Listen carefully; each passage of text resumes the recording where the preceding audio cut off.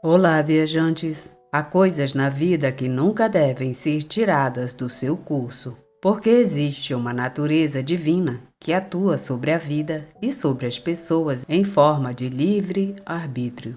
Mas quando alguém tenta quebrar essa vontade de outra pessoa, as consequências nem sempre serão tão boas. Sejam bem-vindos à Viagem ao Desconhecido. Eu sou a Clara Paula, hoje com o relato Amarração Infernal. Vou contar esse relato como eu vi acontecer e como a protagonista dessa história me contou os fatos e sua indignação por ter sido rejeitada, pois éramos amigas na faculdade. Digo que éramos amigas porque com tudo o que aconteceu, nós perdemos contato.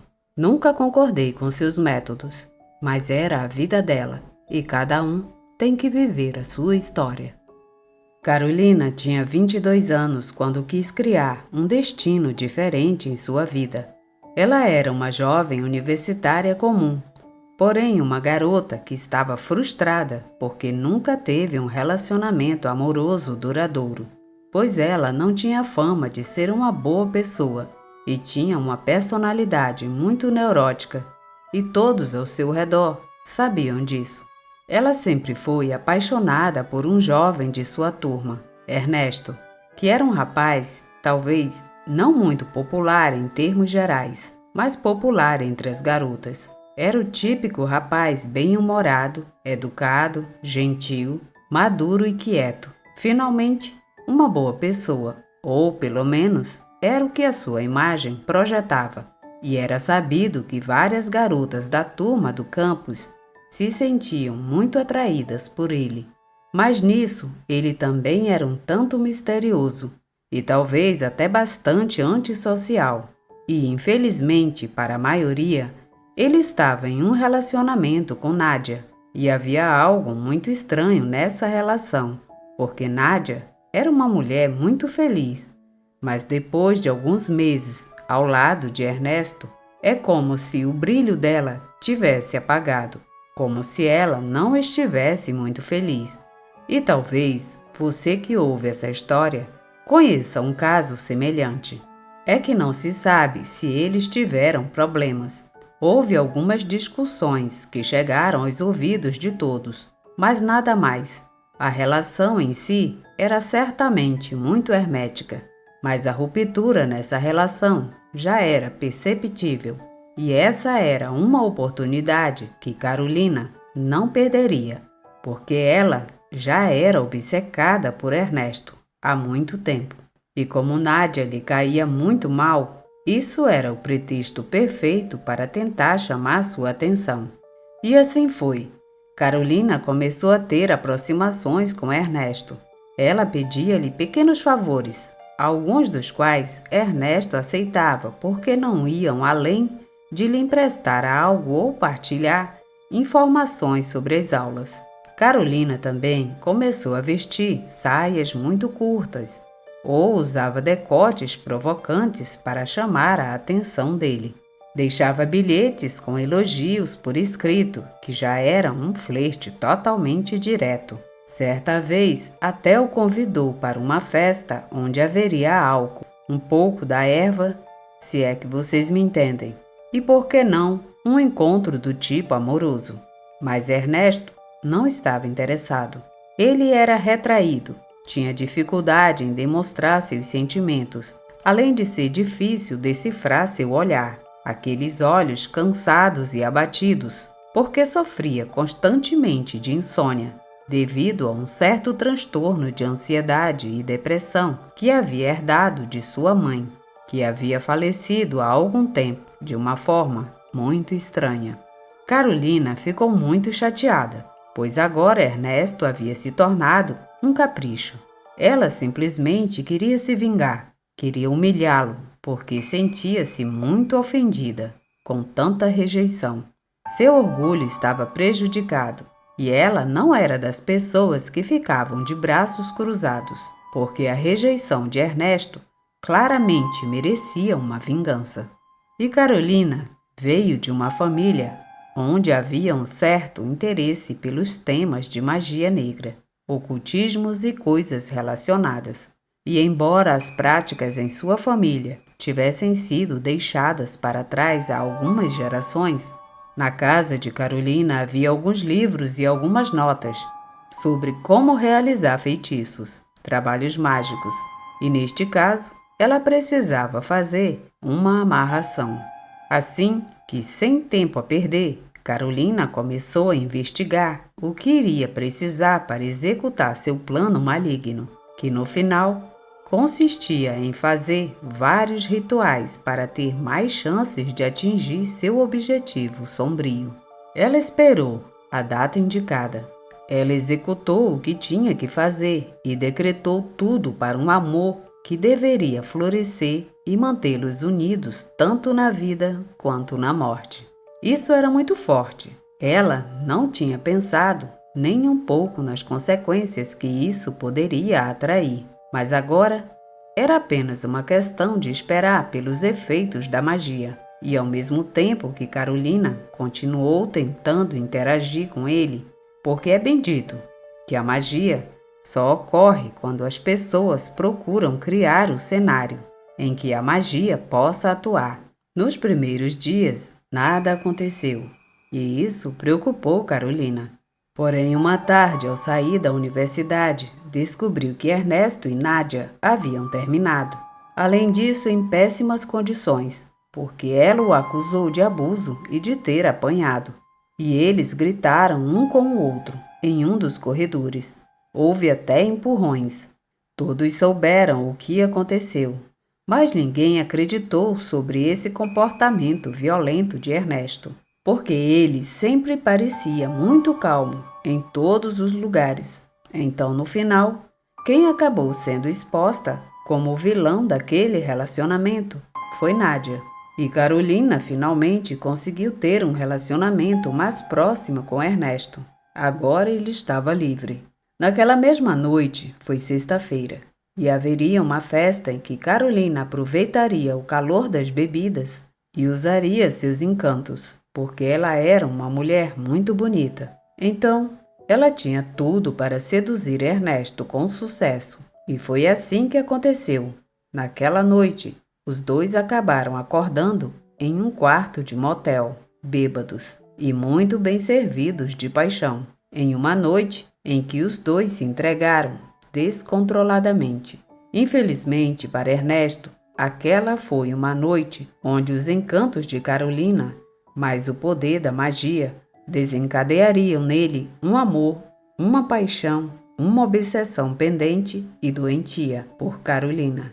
Praticamente uma semana mais tarde, ele pediu que ela fosse sua namorada, o que Carolina aceitou sem hesitar, porque era o que ela queria, pois no fundo ela só queria usá-lo por um tempo e depois jogar fora, para se vingar por tê-la rejeitado tantas vezes.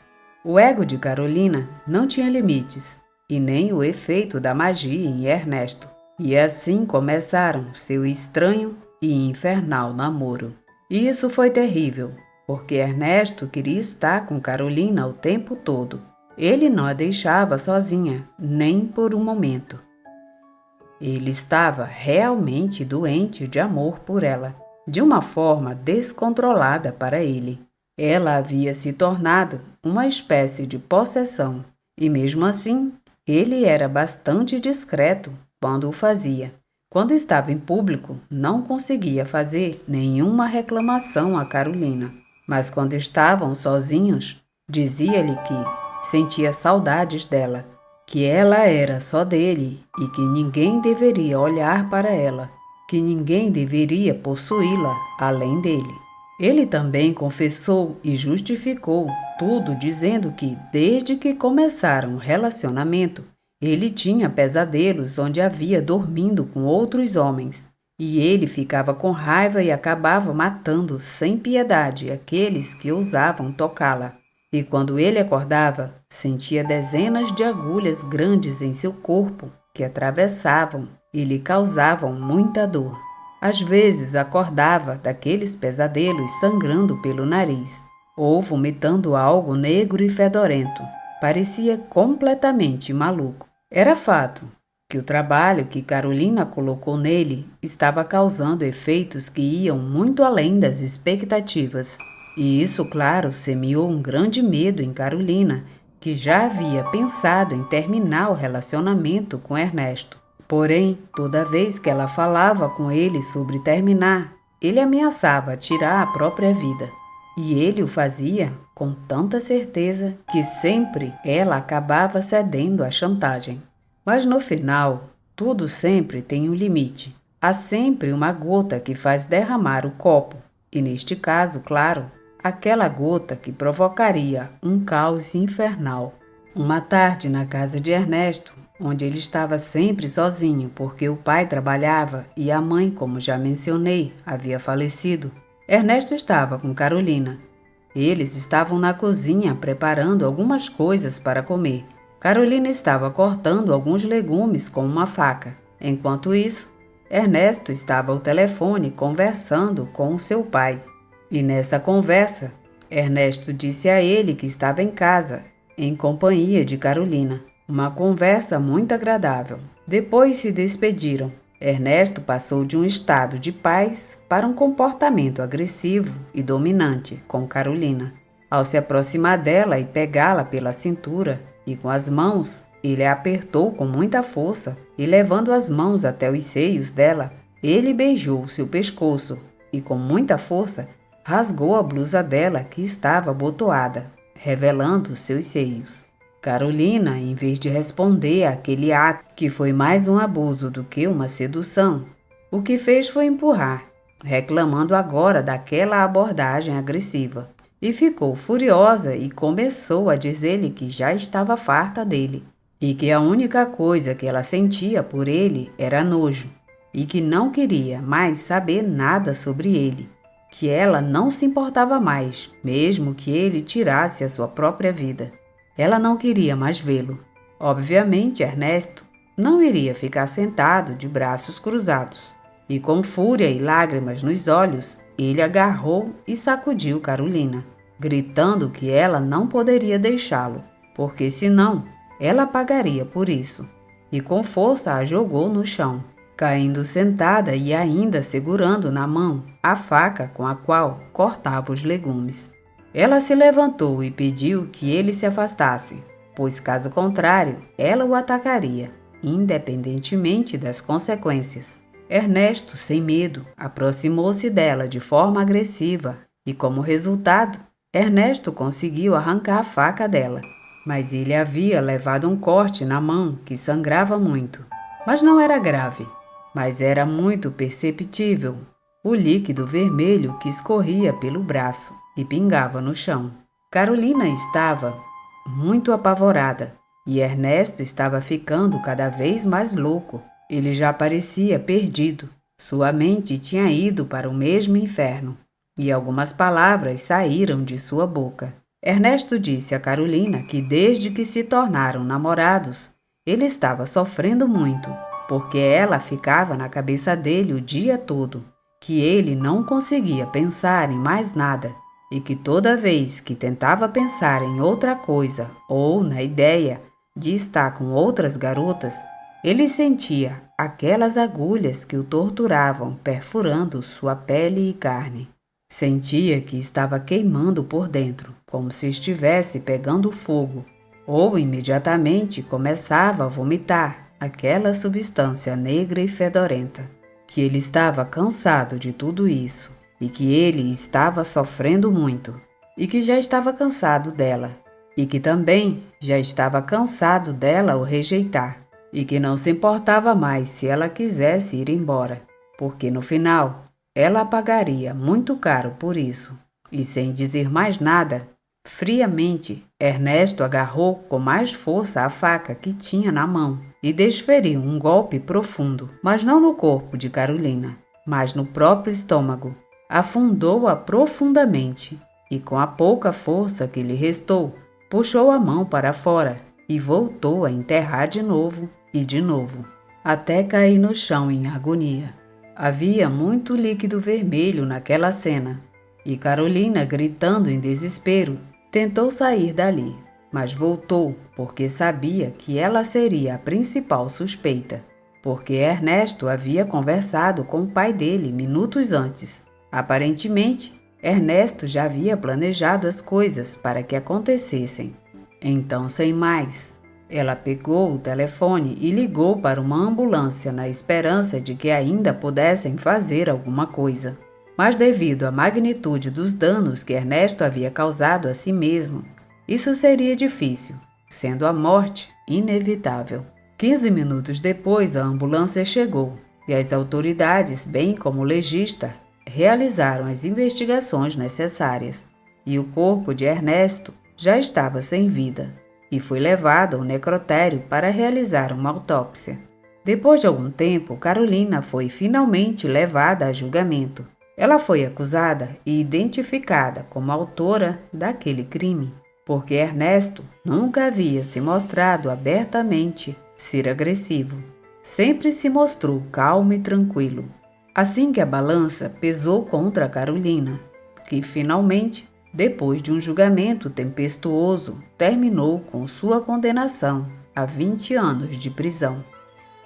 É triste saber que ela causou aquele desfecho terrível a partir do momento em que decidiu usar a magia para atrair o amor de Ernesto, porque na verdade ela só atraiu aquele fim que acabou muito mal para os dois. Nunca se deve influenciar as decisões dos outros, porque as consequências poderão ser pagas até com a morte. Assim como neste caso aconteceu com Ernesto. E tudo por causa da amarração. Fim desse relato. Obrigada por ouvirem o relato. Não esqueçam de deixar o seu like para me ajudar a trazer mais conteúdos como este. Obrigada e até a próxima viagem.